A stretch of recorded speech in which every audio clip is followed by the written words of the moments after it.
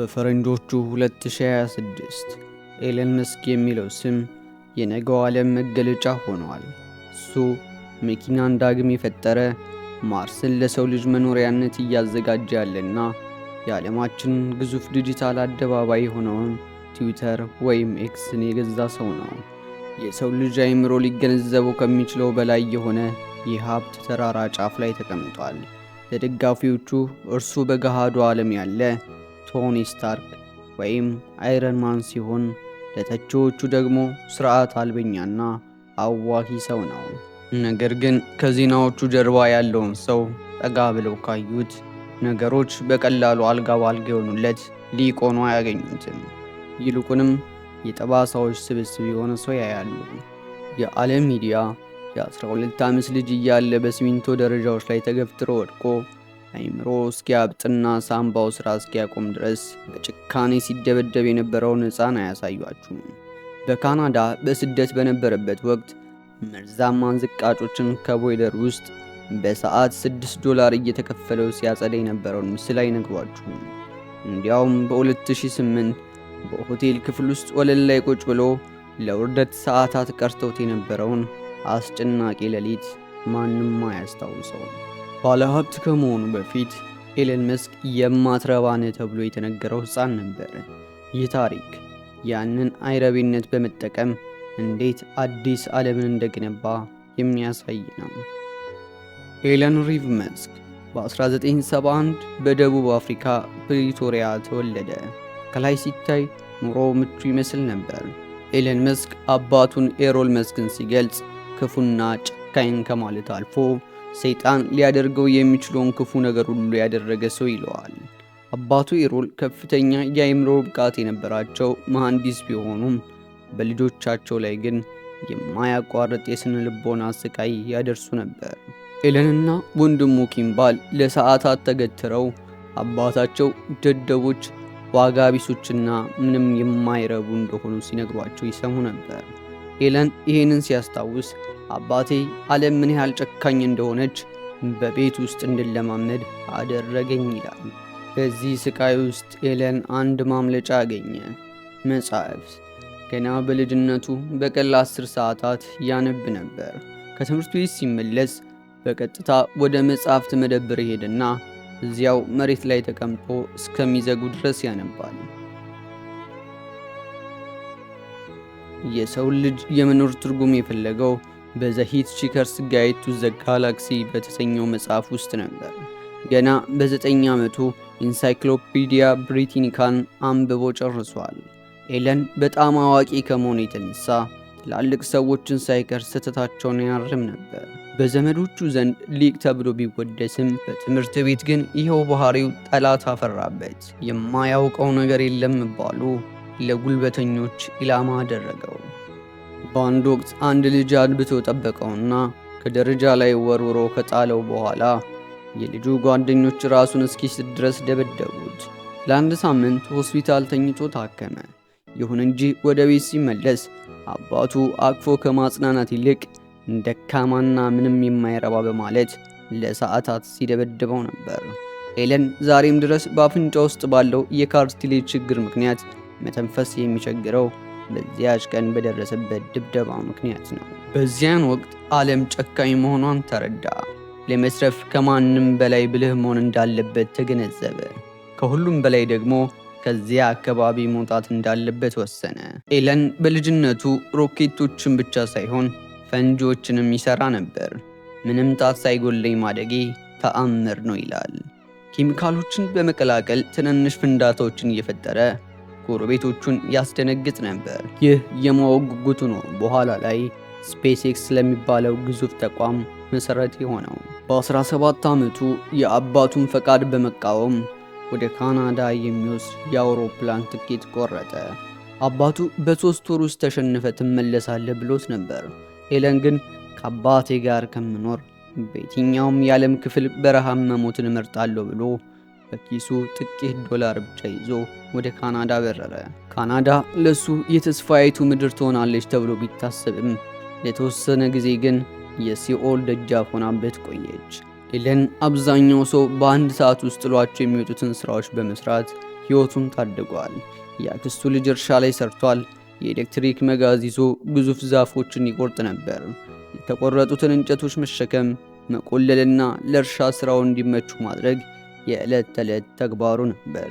ይህ ሥራ በጣም አድካሚና አደገኛ ነበር፣ ምክንያቱም አንዲት ስህተት የአካል መጉደል ሊያስከትል ይችላል። ከሁሉም የከፋው ግን በላምበር ሚል ውስጥ የነበረው የቦይለር ክፍል ሥራ ነበር። በጠባብ ቀዳዳ በኩል ወደ ከፍተኛ ሙቀት ወዳለው ቦይለር ውስጥ በመሳብ ገብቶ መርዛማ ዝቃጮችን ማውጣት ነበረበት። እዚያ ውስጥ ረዘም ላለ ጊዜ ከቆየህ በሙቀት መጨናነቅ ልትሞት ትችላለህ። ሥራውን ከጀመሩ 30 ሰዎች መካከል የጨረሱት 3 ሰዎች ብቻ ነበሩ። አንዱ ኤለን መስክ ነበር። ኤለን ለራሱ አንድ ጥያቄ ያቀረበ፣ ሰው ሆኜ ለመኖር በቀን ስንት ዶላር ያስፈልገኛል? መልሱ $1 ነበር። ለወር ሙሉ ፓስታና ብርቱካን ብቻ እየገዛ $1 በጀት መኖር እንደሚችል አረጋገጠ። ይህንም ማድረግ ከቻልኩ ምንም አይነት ሪስክ በወስድ አይቆጨኝም፣ ምክንያቱም በረሃብ እንደማልሞት አውቃለሁና ይል ነበር። ኤለን መስክ ካናዳ የደረሰው በኪሱ ጥቂት ዶላሮችን ብቻ ይዞ ቢሆንም በጭንቅላት ውስጥ ግን ዓለምን የሚቀይሩ ግዙፍ ህልሞችን ተሸክሞ ነበር። ነገር ግን ያ ህልም እውን ከመሆኑ በፊት ሕይወት ሌላ ፈተና አዘጋጅታለት ነበር፣ ፍቅርና ሞት። ኤለን በካናዳ ኩዊንስ ዩኒቨርሲቲ እያለ ነበር የመጀመሪያ ሚስቱን ጀስቲን ዊልሰንን የተዋወቃት። ጀስቲን ቆንጆና ጎበዝ ጸሐፊ ነበረች። ኤለን ገና ሲያያት ነበር የኔ መሆን አለባት ብሎ የወሰነው። ኤለን ጀስቲንን ለአይስክሬም ጋበዛትና እሷም እሺ አለችው። ነገር ግን ጀስቲን ለመቅረት ወሰነችና ቤተ መጻሕፍት ገብታ ማጥናት ጀመረች። ኤለን ግን ተስፋ አልቆረጠም። ከጥቂት ደቂቃዎች በኋላ ጀስቲን በሩ ሲንኳኳ ብትመለከት ኤለን 2 እየቀለጡ ያሉ የቸኮሌት አይስክሬሞችን ይዞ ቆሟል። አይስክሬም ልንበላ ተቀጣጥረን ነበር አላት። ጀስቲን በኤለን ቆራጥነት ተሸነፈች። ኤለን የክፍል ጓደኞቹ በባንኮች ውስጥ ሥራ ሲፈልጉ፣ እሱ ግን አይኑን ኢንተርኔት ላይ ተከለ።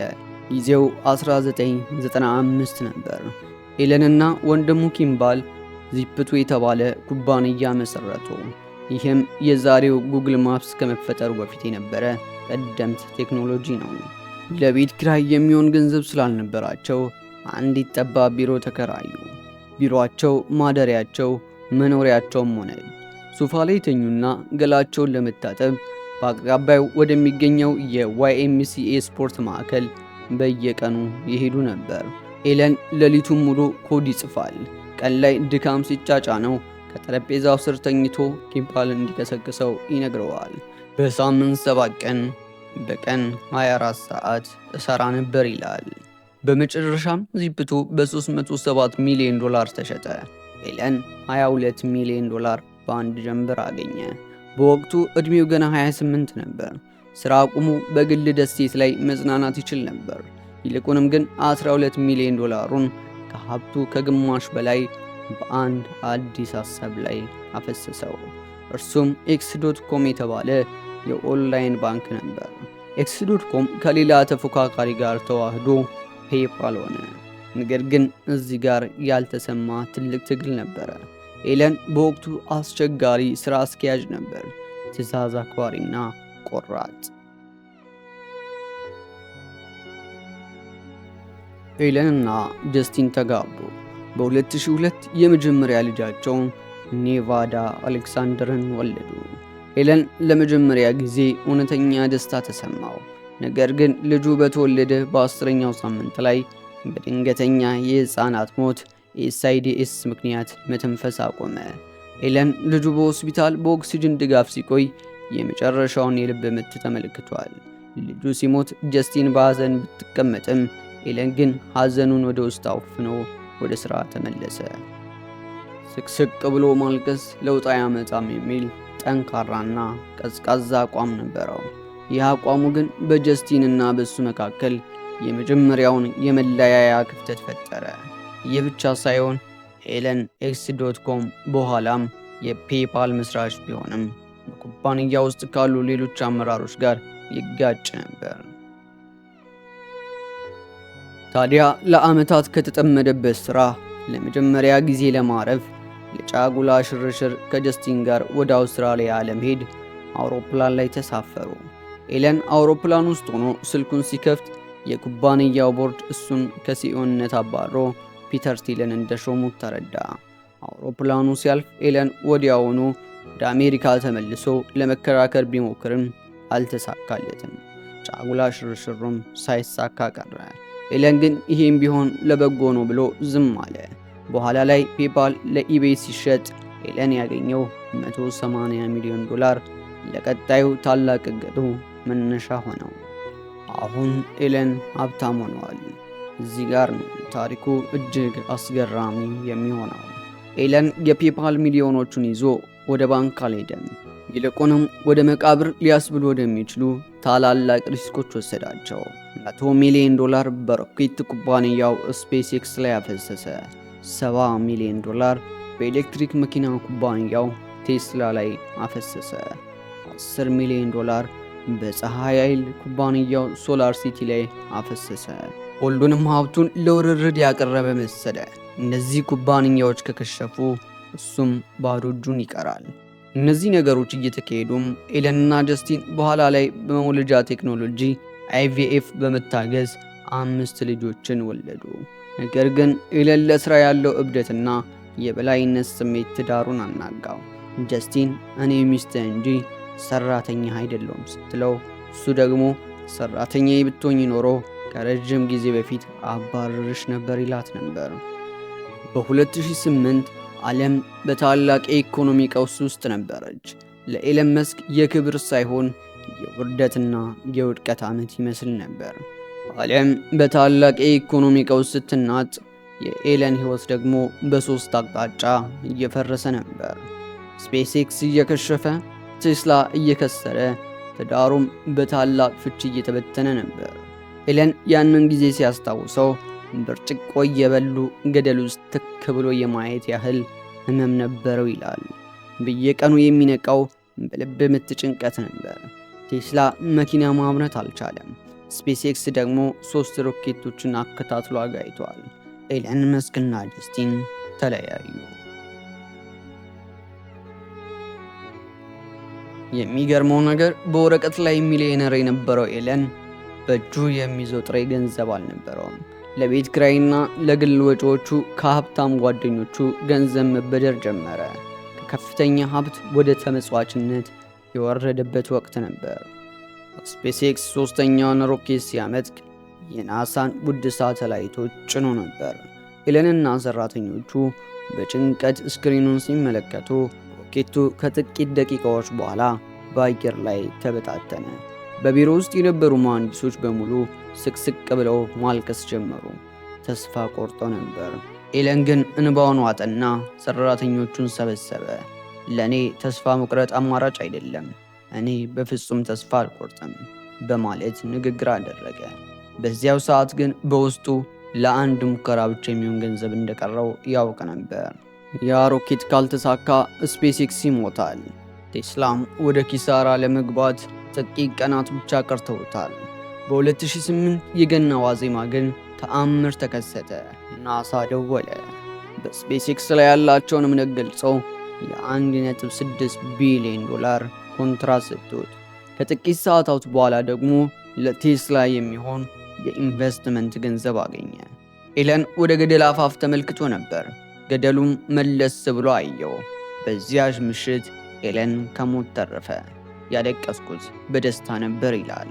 ከመጀመሪያ ሚስቱ ጋር በከፋ ሁኔታ ከተፋታ በኋላ ኤለን ለንደን ውስጥ ወጣቷን ተዋናይ ታሉላ ራይሊን አገኘ። ኤለን ለታሉላ ስለ ፊልም ወይም ስለ ፍቅር ከማውራት ይልቅ የሮኬቶቹን ፍንዳታ ቪዲዮ በላፕቶፑ ያሳያት ነበር። ሮኬቶች ሲፈነዱ ማየት ትወጃለሽ ብሎ እንደጠየቃት ታሉላ በኋላ ላይ በሳቅ ትናገራለች። ታሉላ ኤለን በጣም ደሃና ምንም ገንዘብ የሌለው መስሏት ነበር። ምክንያቱም ሁልጊዜ የሚተኛው በጓደኞቹ ቤት ነበር። በኋላ ላይ ቢሊዮነር መሆኑን ስታውቅ ክው ብላ ነበር። ከዚህ በኋላ የነበሩት 10 ዓመታት የማይቻሉ የሚመስሉ ድሎች የታዩባቸው ነበሩ። ቴስላ መትረፍ ብቻ ሳይሆን በታሪክ ከፍተኛ ዋጋ ያለው የመኪና ኩባንያ ሆነ። ስፔስ ኤክስ ሮኬቶችን ማስወንጨፍ ብቻ ሳይሆን በባህር ላይ ባሉ መርከቦች ላይ መልሶ ማሳረፍ ጀመረ። የጠፈር ጉዞ ወጪን በ90 በመቶ ቀነሰ። ከ2008ቱ የኪሳራ አፋፍ የተረፈው ኤለን መስክ ዓለምን ለመለወጥ የያዘው ጉዞ ፍጥነቱን ጨመረ። ነገር ግን ይህ ስኬት የመጣው በደምና በወዝ ብቻ ሳይሆን ኤለን ራሱን ወደ ዴመን ሞድ በመቀየር ነበር። በ2018 አካባቢ ቴስላ ሞዴል 3 የተባለውን መኪና በብዛት ለማምረት ሲሞክር ፕሮዳክሽን ሄል ውስጥ ገባ። ኩባንያው ዳግም ለኪሳራ ተቃረበ። ኤለን ለወራት ያህል ቤቷ አልሄደም። በፋብሪካ ውስጥ ባለ የኮንፈረንስ ክፍል ጠረጴዛ ስር ወለል ላይ ይተኛ ነበር። ለምን መሬት ላይ ትተኛለህ ተብሎ ሲጠየቅ ሰራተኞቼ እኔን በስራ ተዝለፍልፌ መሬት ላይ ተኝቼ ካዩኝ እነሱም ተስፋ ሳይቆርጡ ይሰራሉ። እኔ ካልተቸገርኩ እነሱ እንዲቸገሩ አልፈልግም ይል ነበር። በዚያ ወቅት ኤለን ጸጉሩ ተዝረክርኮ ልብሱ ቆሽሾና ገላውን እንኳ ሳይታጠብ ለቀናት በፋብሪካ ውስጥ ይዞር ነበር። የፋብሪካው መሐንዲሶች በድካም ሲዝሉ ሰራተኞቹን ለምን ይሄ አልተሰራም እያለ በቁጣ ይጮህ ነበር። ይህ የኤለን ባህሪ ብዙዎችን ያስፈራ ነበር። ኤለን የሰው ልጅ በምድር ላይ ብቻ ከቆየ ይጠፋል፣ ስለዚህ ማርስ ላይ ሌላ ዓለም መገንባት አለብን ብሎ በጽኑ ያምናል። መሞቴ የማይቀር ከሆነ ማርስ ላይ ወድቄ መሞትን እመርጣለሁ፣ ነገር ግን በግጭት ሳይሆን በማረፍ ወቅት ቢሆን እመርጣለሁ ሲል በፈገግታ ይናገራል። ኤለን መስክ በ2026 የዓለማችን ግዙፍ ሰው ቢሆንም ውስጡ ግን አሁንም ያ በደቡብ አፍሪካ ደረጃ ላይ የተገፋው በካናዳ ቦይለር ያጸዳውና በ2008 የተዋረደው ምስኪን ልጅ አለ። የኤለን ታሪክ የሚያስተምረን አንድ ትልቅ ነገር አለ። ታላቅ ስኬት የሚመጣው ታላቅ ስቃይን የመሸከም አቅም ሲኖር ብቻ ነው። ዛሬ ኤለንን መሪው ወይም እብድ ልንለው እንችላለን።